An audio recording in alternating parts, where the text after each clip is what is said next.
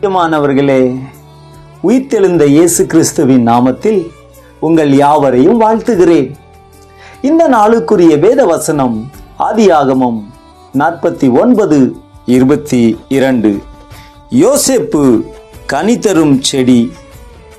பிரியமானவர்களே, கனி தரும் செடி, மரம் மனுஷர்களுக்கும் மிருகங்களுக்கும் பறவைகளுக்கும் எவ்வளவு ஆசீர்வாதமாக விளங்குகிறது. கனியற்ற மரத்தை யாரும் விரும்புவது இல்லை. ஆகவே கர்த்தர் உங்களை கனிதரும் மரமாக அநேகம் பேருக்கு ஆசீர்வாதமாக வைக்க விரும்புகிறார். உங்களில் இருந்து ஜீவ நீரூற்று புறப்பட்டு வர வேண்டும். உங்களை தேடி ஆயிரமான மக்கள் ஓடி வந்து தாகம் தீர்க்கப்பட வேண்டும். இயேசு கிறிஸ்து கனிதரும் செடியாக இருந்தார். எப்படி என்றால், நசரேனாகிய இயேசுவை தேவன் பரிசுத்த ஆவியினாலும் வல்லமையினாலும் அபிஷேகம் பண்ணினார். தேவன் அவருடனே கூட இருந்தபடியினாலே அவர் நன்மை செய்கிறவராயும் பிசாசின் வல்லமையில் அகப்பட்ட யாவரையும் குணமாக்குகிறவராயும் சுற்றித் திரிந்தார்.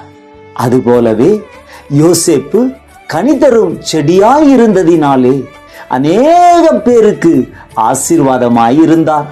அவரை தேடி ஜனங்கள் கடந்து வந்தார்கள். பட்டுப்போன மரத்தை தேடி மனுஷர்களும் மிருகங்களும் பறவைகளும் வருவது இல்லை. கனியுள்ள மரத்தை தேடித்தானே வருகிறார்கள். ஆம் தேவ பிள்ளைகளே, கர்த்தர் உங்களை ஆசீர்வதிக்கும் போது உங்களை பகைத்தவர்களும் தேடி வருவார்கள் உதவிக்காக. உங்கள் சத்துருக்களின் மத்தியிலே உங்களுக்கு ஒரு பந்தியை ஆயத்தப்படுத்தி உங்கள் தலையை எண்ணெயால் அபிஷேகம் பண்ணுவார். உங்களுடைய பாத்திரம் நிரம்பி வழியும். ஆகவே நீங்கள் அநேகம் ஜாதிகளுக்கு கடன் கொடுப்பீர்கள். நீங்களோ கடன் வாங்காதிருப்பீர்கள். உங்களுக்கு தமது நல்ல பொக்கிஷ சாலையாகிய வானத்தை திறந்து இடம் கொள்ளாமல் போக மட்டும் கர்த்தர் உங்களை ஆசீர்வதிப்பார்.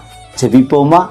பரலோக பிதாவே, யோசேப்பு கனிதரும் செடியாயிருந்தது போல இந்த வார்த்தையை கேட்கிற ஒவ்வொரு பிள்ளைகளுடைய வாழ்க்கையில கனி கொடுக்கிற மக்களாய் வாழ உதவி செய்யுங்க. பட்டுப்போன வாழ்க்கையாய் என் வாழ்வும் குடும்பமும் இருக்கிறதே என்று எத்தனையோ பேர் கவலையோடு கண்ணீரோடு இருக்கிறாங்க.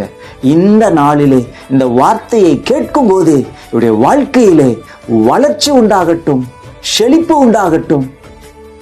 ஒலிவ மரத்தை போல வளர செழிக்க அநேகருக்கு ஆசீர்வாதமாய் இருக்க உதவி செய்யும். இயேசுவின் நாமத்தில் ஜெபம் கேளும் நல்ல பிதாவே, ஆமென்.